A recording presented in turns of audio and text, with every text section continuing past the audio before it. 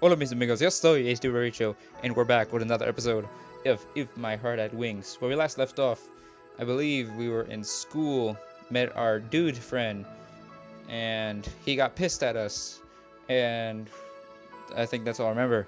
So let's see where we are now. After school, I was alone and wandering around the school building. That was so I could take a look at some of the club activities. Film study, theater club, there's even an RC club. What the heck is RC? This is, after all, a specialist school. Looking at the playing field from the window, in the heat outside, I saw the sports club practicing. Compared to my school, it's pretty calm. The sports club at the school where I'd used to go were taken so seriously. The sight of training before a match was one of the grueling harshness. Harshness? Wait, what do I mean by my school? I'm a student of this school now. I'll go take a look. I went down next to the playing field to watch the sports club practicing. Before long, I started to feel a little down, so I left. The doctor said that if it's a light exercise, it shouldn't be a problem. I tried stamping down strongly with my right foot, and there isn't really any discomfort. There, the baseball club, which was returning through from the off-campus running course, entered through the school gates. Hey, Minasi! It's you! Minasi, isn't it? The one calling me was an old acquaintance. It's you! Taguchi! It's been a long time! So you came back. Have you decided which club you want to join? Not yet. I'm going around taking a look. Join the baseball club. You'll be a regular in no time. When I was a kid, I often played baseball in the park. Some of the guys in the group that were my teammates or the other team were in the baseball team. I'll think about it. I casually responded as the baseball team members replied, "Come on, join us. Seriously," as they returned to the playing field. If I could do physical activities, baseball, in fact, would be okay. As I grumbled to myself, I felt that I didn't want to go back to the playing field, so I entered the path leading back to the school. This game is so beautiful, oh my god. I spent a while walking around the back of the school. It was called the rear garden, but it looked like it hadn't been taken care of at all, and was just an empty space with reeds growing everywhere. In the empty space, there was a garage. What? This stuff looks old. Hello? I'm coming in. Looks like no one's here, but I thought I should say something to let them know, just in case. Is this place used for club activities too? Or is it used for lessons? I don't know what they're used for, but there are many tools and parts crammed into the shelves that cover the walls. Then, in the center, is a huge object covered with a sheet. The feelings that had washed over me like a wave when I reached the sports club strangely subsided from being here. The tools and the dimly lit garage must have reminded me of times I would tinker with my bicycle. What is this used for? I conceal the sound of my footsteps as I sneak inside the garage. What? It's pretty spacious. There's a tea set here too. There was no doubt about it. Someone was using this place. I get a strange sense of activity. I guess it must be one of the clubs. Whoa! There's someone here.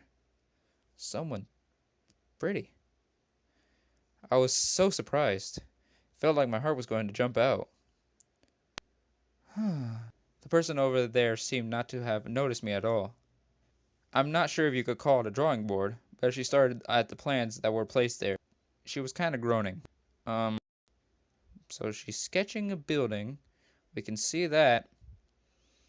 But I feel like I'm not being noticed. I'm sorry for letting myself in here. I'll be going now. Yeah, she doesn't care that we're here whatsoever. She doesn't even know we're here. It's no good. She didn't hear me at all.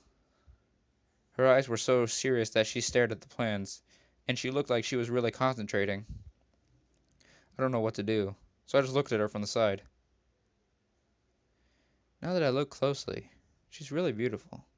She is.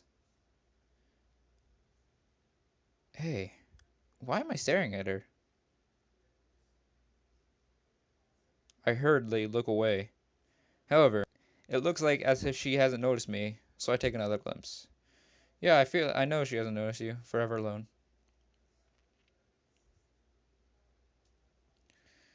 She looks quite mature. Is she in the 5th grade? She's so pretty. She is, yes. I'm not staring at the tits. No, I'm not. She okay. Kotori is pretty too, but this person is different and has a mysterious charm. Huh. Whoosh. She suddenly stood up. Yeah, I'm sorry. Without thinking, I avert my eyes and apologize, but she's looking straight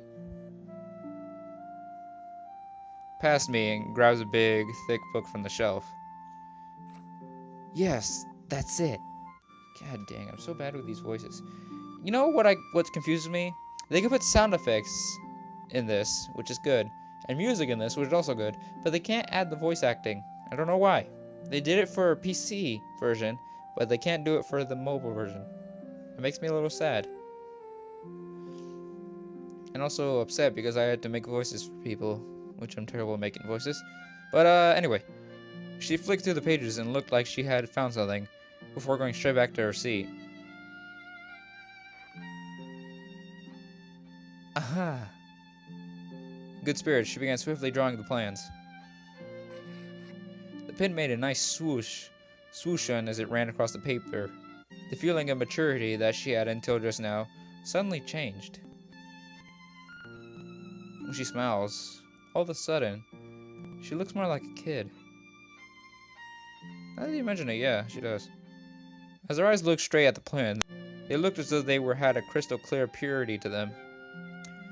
Just like an innocent child, her eyes looked as though she believed the world that is full of wonderful, sparkling things. I cannot speak today, Ha ha ha. There we go. Her hands stopped moving. I got the timing right. Excuse me.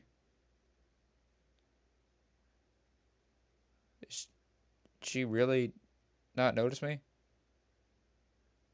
Or is my game frozen? Oh. Oh, yeah, my game was just frozen for a second. Finally? Oh, hello. Even though I unexpectedly appeared like that, she didn't show any signs of caution, and still in good spirits, smiled as she greeted me. Hi? I thought that I should say something to her, but I didn't think of what to say after that. What's up? I'm sorry. Thought I'd just let myself in here.